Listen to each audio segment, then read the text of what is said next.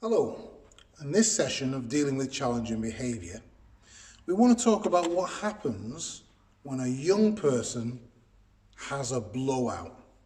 You are going to see this regularly working with young people who don't really have good coping mechanisms. So we're going to start by looking at what happens that will lead to the blowout and how that's going to kind of come down and finish off at the end. So let's imagine that we're starting here, working with a young person who's nice and calm. There appears to be no problem and the young person is just getting on with whatever they're doing.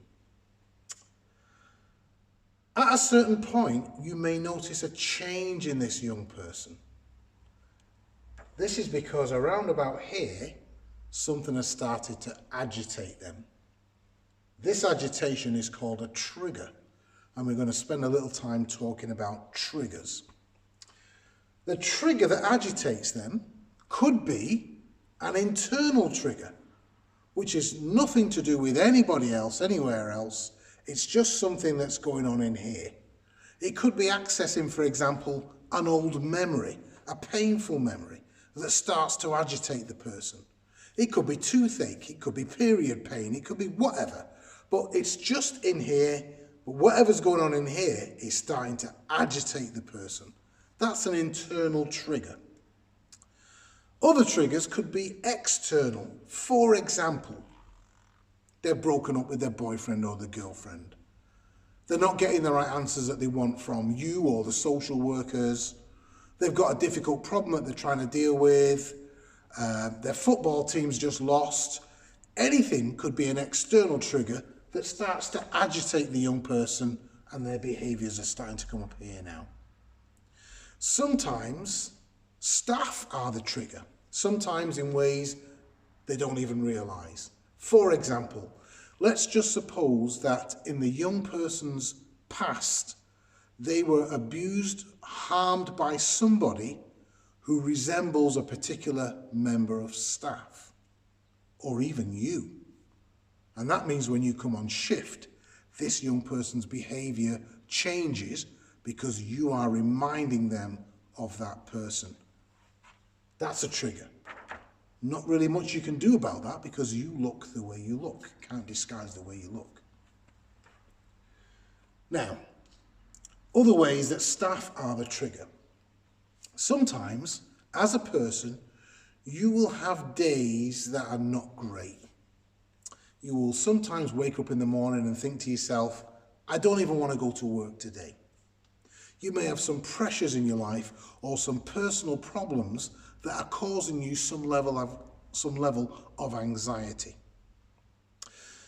Now, the science says that when two people are communicating, most of it is non-verbal, up to 90%, they say. Different reports, but 90% of this communication between two people talking to each other is non-verbal. That would mean it's your facial expression that's doing most of the talking, your body language, or your tone of voice. If you're having one of these difficult days, please be aware of this. Kids and young people from difficult traumatic backgrounds are very good at reading non-verbal cues. They watch you. Why are they so good at reading non-verbal cues? Often it's because it's a defense mechanism. They've had to do this growing up to know if the adults around them are safe or not safe, or whether they're going to get a beating or not, based on the adults' reactions and behaviours. So this is what they do around adults because they don't really know if you're safe. If you've had one of these difficult days, it may affect your body language. It may affect your facial expression and your tone of voice. Of course, you want to be professional. And what does a professional person do with their problems and their emotional baggage before they step into work? They leave it at home or leave it at the door or whatever. And then you step into work. The problem is the theory of leaving it at home sometimes works because you think you've done a really good job, but sometimes it doesn't really work, because although you believe you've done a very good job, you're actually carrying all this pressure and baggage into work with you. So you walk into the young person's home. This young person who you've been working with for maybe a couple of months has kind of got to know you a little bit and has the measure of you. But today when you walk in, your body language is changed. Your facial expressions change. There's just something different about you. Well, could be where the young person thinks, I have seen this before with adults. They act all nicey-nicey at first, and then they change. And when they change, this is where I'm going to get beaten or assaulted or abused. Which means when you walk into that home, that young person may already be reacting to you. You won't know why. You'll be thinking, what's up with this young person today? I've got enough problems outside of work. I don't need this in work. Well, what's wrong with the young person is they're reacting to the change in you.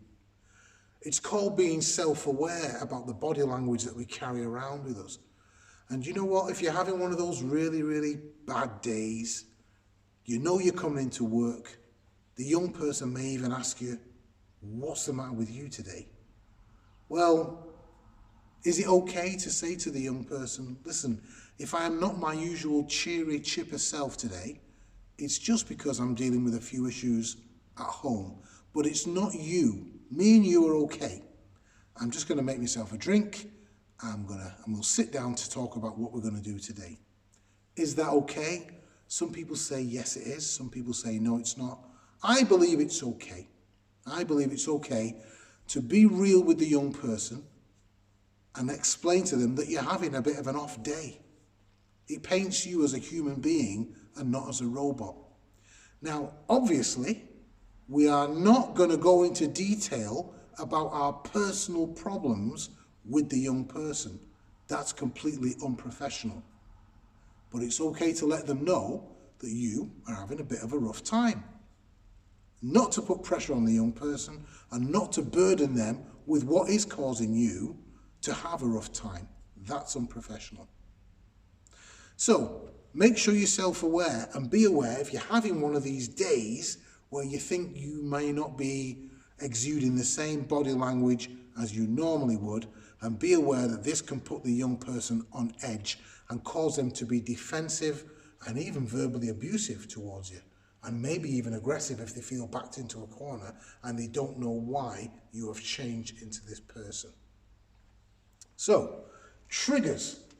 These are some of the reasons why a young person may be triggered off. Internal, external, members of staff can be the trigger. Good questions to ask when you work with a young person for the first time. Ask the existing staff, any triggers I need to be aware of?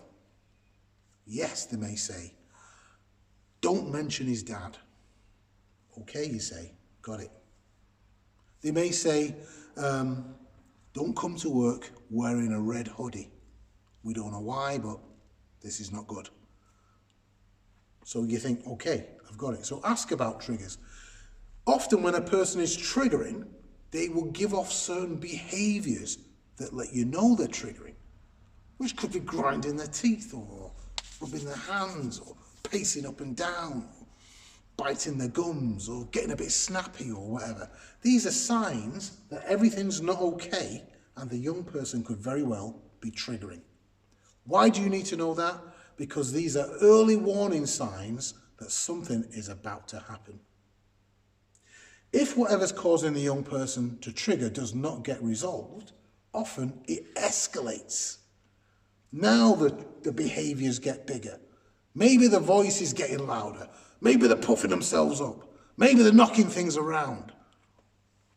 If this doesn't get resolved, what happens then is the young person can blow.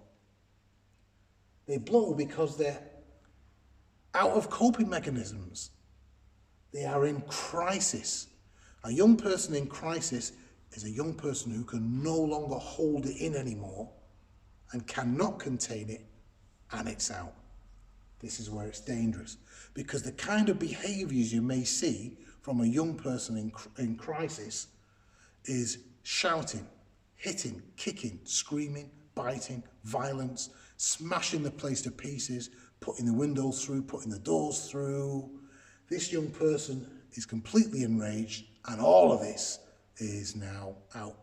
And it's very difficult to try and pull that back in when the young person has got to that stage. Now, people in crisis don't stay there forever, but there is no specific time of how long they will stay there. Eventually, they will start to come down. In recovery, you may still hear and see some of this behaviour, but you will notice that it's getting less. After a certain amount of time in recovery, a person drops down into this post-depressive state, where you may see the young person isolating themselves. They may go to their bedrooms, they may go out the house, they may walk off, storm off, they might not want to talk to you. They may even come to you and say, I'm sorry. They might be crying. Everyone has their own behaviours when they're in this post-depressive state.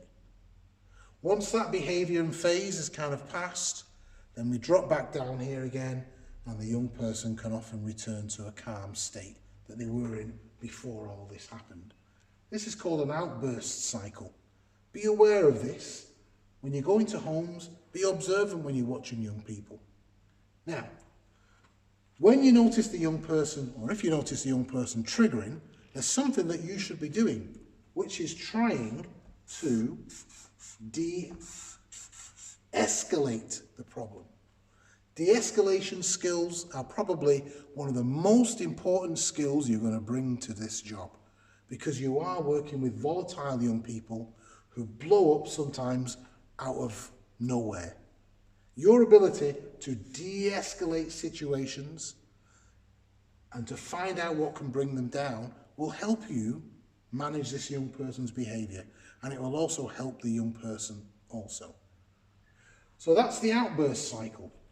What we're going to do in the live session is talk more about these de-escalation skills and get you to list some ways, some things that you can do to help the young person to come down and help to avoid them getting into crisis. Thanks for watching, and I'll see you on the other side.